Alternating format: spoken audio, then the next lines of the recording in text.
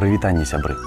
Злавіў сябе на думцы, што мы яшчэ ніколі не звярталі ўвагі на тое, як звяртацца па-беларуску да сваякоў, ці, па-руску кажучы, да родственнікаў.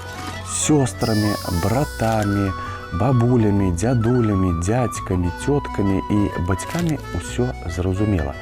Але калі капнуць глыбей, там ёсць чым пацікавіцца. Вось хто такія, напрыклад, стрыечныя браты і сёстры? Гэта дзеці дзядзькі або цёткі. Па-руску стрыечныя гэта дваюродныя. А разбіраемся з вамі далей. Швагер. Хто такі швагер? Швагер гэта брат жонкі або сястры ці швагеркі.